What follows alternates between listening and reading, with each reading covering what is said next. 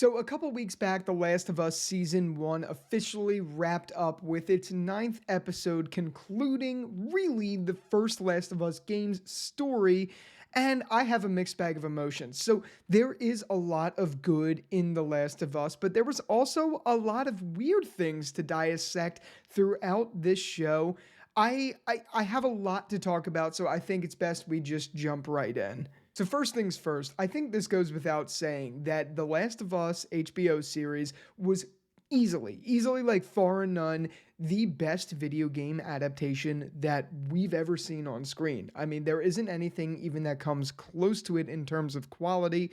You have shows like Halo, Resident Evil, and even some other stuff, and nothing at all is as good as this. This one was fantastic, both from a production standpoint to how faithful it was for adapting the actual game. Just everything here, it was done very well. And what they changed with such taste that it worked. A specific example of that is the Bill and Frank episode. Obviously, they changed up what happened with Bill and Frank from the game to the show, and I liked every edition of it, so I'm not going to complain about that. I think it was all worthwhile, but there is a little bit of questionable decisions here.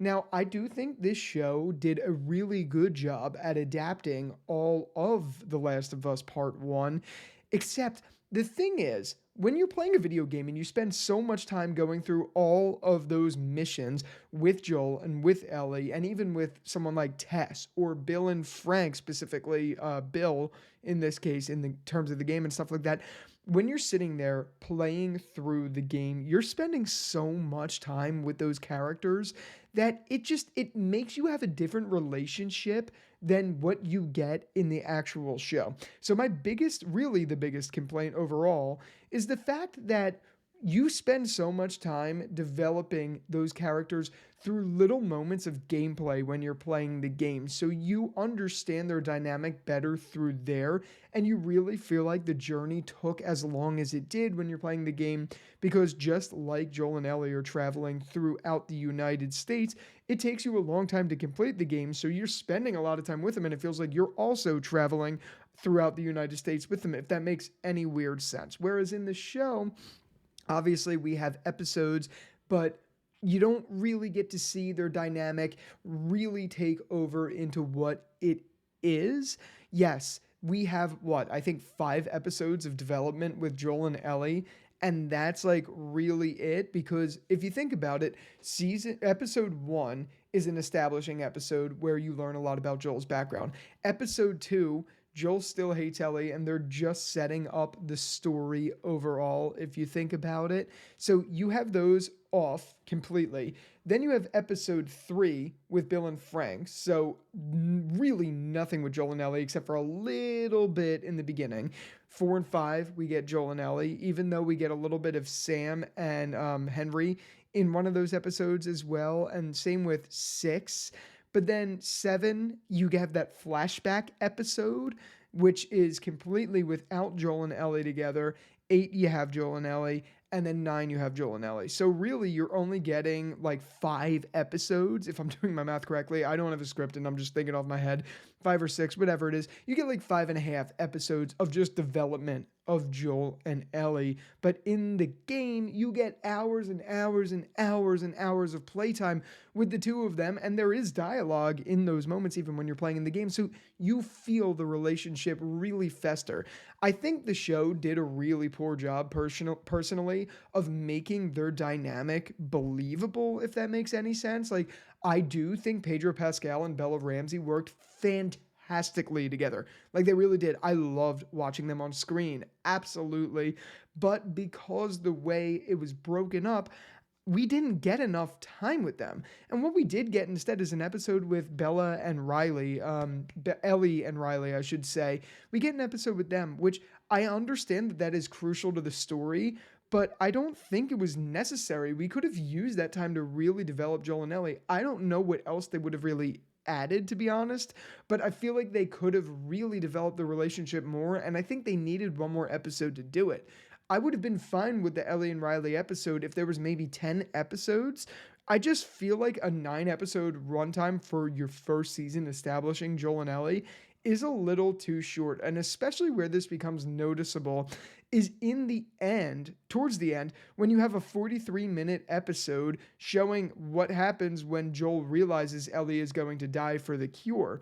I don't feel it. I don't think it's that believable, but in the game, it is extremely believable for why Joel would do it, even though it is a very questionable decision overall. I think just in general, that storyline was not believable really at all because we got no time to spend with Joel and Ellie. It feels like it was just like, oh, they hate each other, now they love each other. Like, what? It just, I don't know. Not to say it was bad, and I'm telling you, I think The Last of Us Season 1 was fantastic. It was definitely the best video game adaptation ever, and overall, it was just very entertaining for people who don't even play the video games or anything like that. But what I will say about it is it was way too fast. Way too fast. When you have an episode with Bill and Frank exclusively and Ellie and Riley exclusively, and you have other episodes establishing the show as it is, we're not getting enough time to really sit on their relationship. Things felt very rushed. I hope they do not rush a lot of the storyline in season 2 and season 3, because I think that what they're going to do is break up The Last of Us Part 2 into 2 seasons, if I've heard that correctly overall. But I got to say that in general just was something that I was not a fan of.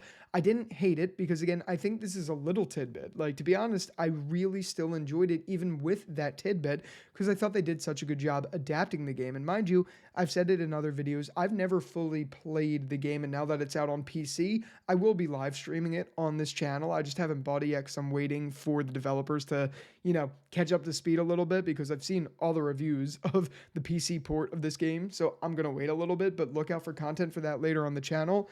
But yeah, I'd say honestly that was my biggest complaint with season 1, and then I do have 2 others as well. And this is stuff that other YouTubers have already talked about, so I'm not going to fester on these too much. But the first one is not enough clickers. For a show with as high of a budget as The Last of Us had, I feel like they could have used a little bit to bring the stakes up just a bit. In the game, we get a lot of fighting between clickers, between people, and we're spending a lot of time in that action. Obviously, it's because we're dying all the time as we play the game and things like that. But really, there is more action set pieces with clickers in the game than there ever were at all in the show. We have one episode, really, if I honestly think about it, season 2, where clickers were front and center. But then we have episode, I think it was 5, where they go through and kill Kathleen and like that whole group of people.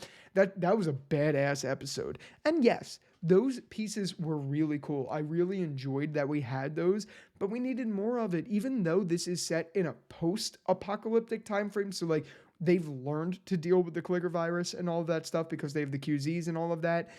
It still would have been nice if they're traveling out on their own in no man's land to show just a little bit more of the dead. I think it would have went a long way into establishing that this is The Last of Us. This isn't just Joel and Ellie's journey. You know what I mean? I think they needed just a little bit more to establish that. And similarly, on that level, I also think they really needed more violence. So this is my third complaint and final complaint. And this has been controversial because I've talked about this on my episode reviews and things like that. And I know some people were like, no, like you Walking Dead fans, you just want violence. I want to say, I don't want a gory show. I do not at all.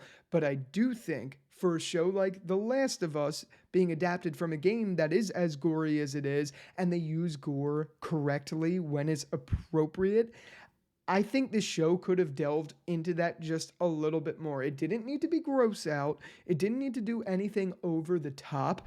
But what it did need to do was use gore effectively where it was necessary instead of cutting away. This show was like the king of cutting away from really good moments that are unfortunately gory. However, I don't think that makes much sense and makes a compelling story. If you want to have something really impact, sometimes you need the gore in a scene. Sometimes you need to show stuff. Not every time, and I get it. And a prime example of this, actually, was Henry and Sam. When that scene happened, where, you know what happened. When that scene happened, they cut away from the moment. That was the most... I think that was done well, is what I'm trying to say. So that's a prime example of you don't need it all the time. but they cut away like that for every moment. Every single moment. There was nothing really here high stakes from a gore perspective. It's not the end of the world, but I do think it's okay to show it in a world that's supposed to be as cold as this one is. And again, I'm not looking for another live leak. I'm not looking for another Glenn scene. You know what I mean? I'm not looking for any of that. I am looking for something that is kind of realistic, and instead of the cutaways where it feels like a cheap grab, I'd like to see something sometimes, not all the time. Just give us a little bit. They gave us like none of it. And yeah, that's really it. Those are my complaints with the show. That's it. And I'm being honest with you. Those aren't that bad. The clicker thing doesn't really matter that much because when they were in it, they were fantastic. The gore thing also doesn't really matter that much because they still left an impact even without the gore, even though they could have dialed it up a little bit, just a little bit. Those things aren't that bad. I really think the worst of it, if anything, is the Joel and Ellie dynamic. But even that's not the end of the world because I still felt like, as someone who forgot a lot of what happens in the game, I really did feel like that this show did a fantastic job just telling this story as it was. I just think it could have used like one more episode. I don't know what they would have done. Maybe they just would have spanned out the story a little bit. The cannibal story, it could have broken down into 2 episodes or something like that. They could have done a lot to just stretch it a little bit and make it an even 10 episodes. I am disappointed that they didn't, but honestly, again, it's not the end of the world. Now, some things that I really, really, really liked about this show, obviously, it goes without saying, Pedro Pascal and Bella Ramsey were just fantastic from start to finish in the show. They were really well cast. And at first, I was very skeptical of Ellie because Bella Ramsey looks nothing like the Ellie in the game at all. So I was a little skeptical, but it's a prime example of not judging a book by its cover because I really do feel like Bella Ramsey was fantastic in this role. And I know that's controversial because I know there's some people that have hated on Bella Ramsey this whole time. I don't see it.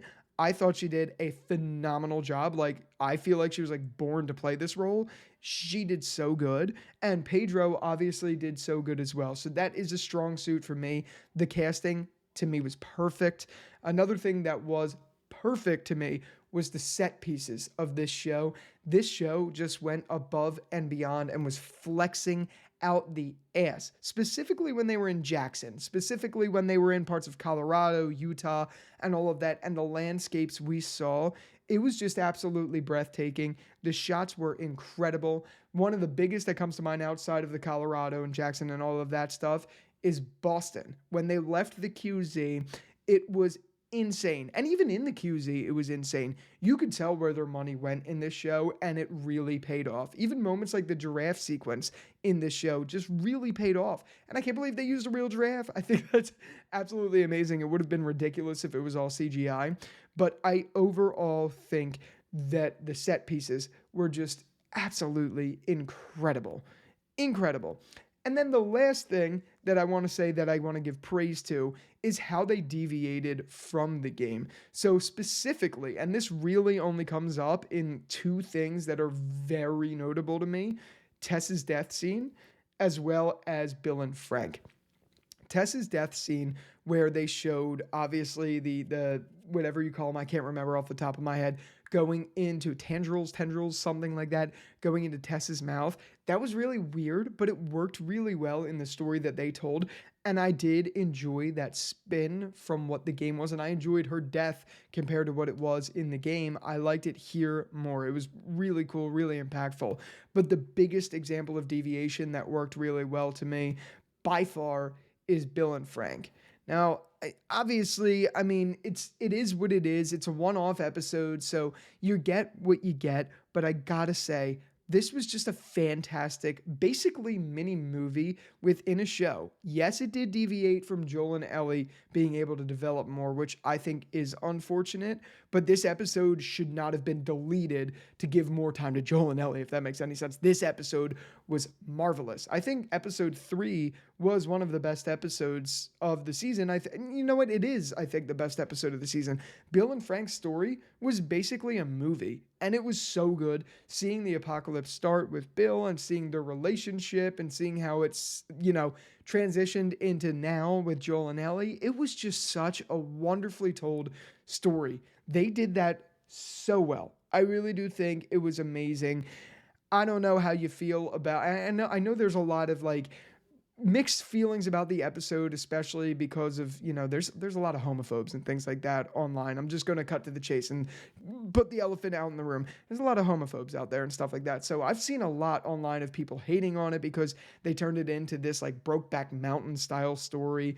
But if you thought that way, I just don't understand it at all. This was a wonderful story about love. Overall, it doesn't matter what it is to tell the story. It was done so beautifully. I don't understand why people are hating on it because of that. It doesn't even make sense. Grow the fuck up if you actually feel that way, to be honest. Like, this episode was just marvelous. It doesn't matter who was telling it. And maybe I'm getting a little too opinionated here, but I'm sick of seeing all of that crap.